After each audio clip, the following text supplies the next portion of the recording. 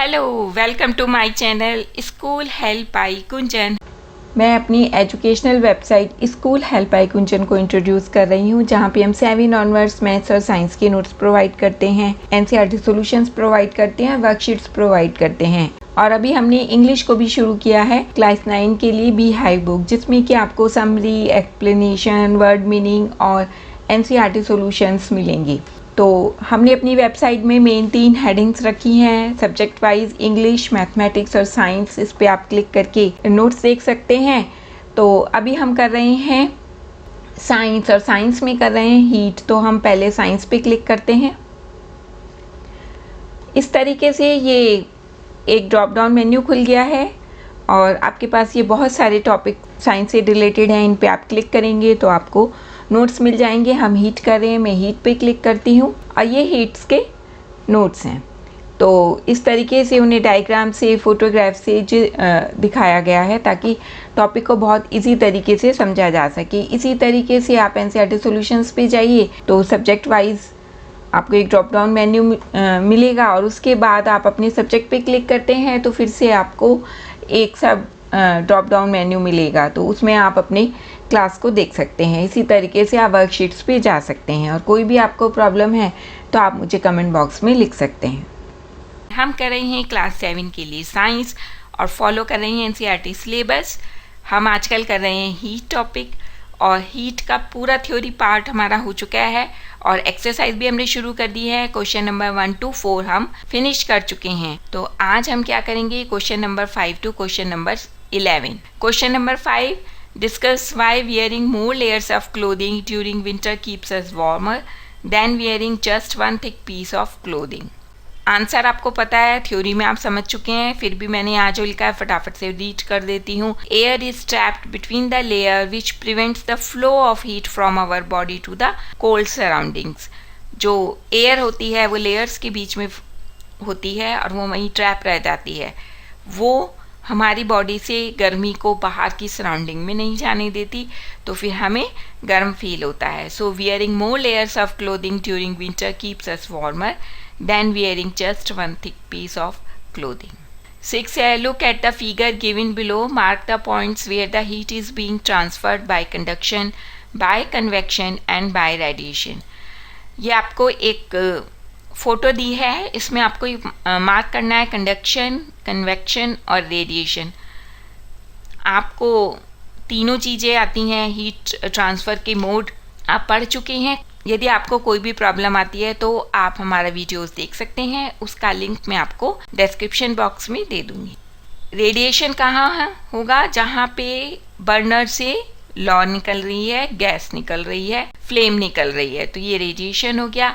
फिर ये फ्लेम क्या कर रही है, बर्तन को गर्म कर रही है। बर्तन मेटल का है, सॉलिड है, तो वहाँ पे क्या हो जाएगा, वहाँ पे हो जाएगा conduction.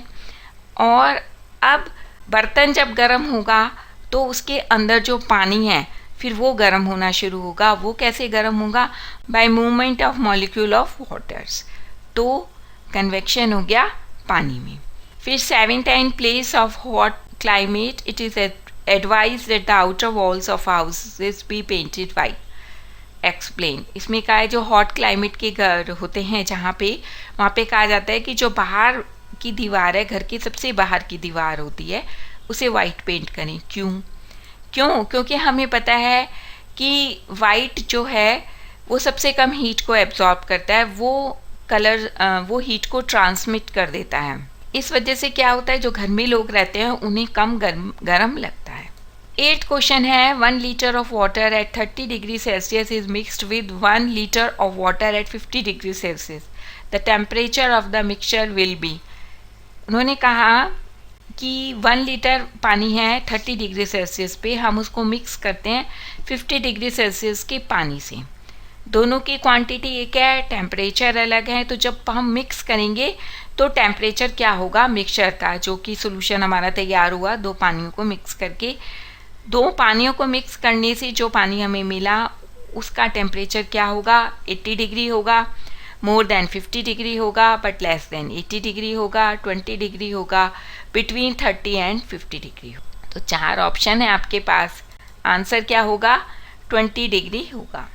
An iron ball at 40 degrees Celsius is dropped in a mug containing water at 40 degrees Celsius. The heat will, एक आयरन बॉल है जो कि 40 डिग्री सेल्सियस पे गर्म है, उसको एक मग में डालते हैं जिसका कि टेम्परेचर 40 डिग्री सेल्सियस है. अब हीट का क्या होगा? Flow from iron ball to water, not flow from iron ball to water और from water to iron ball.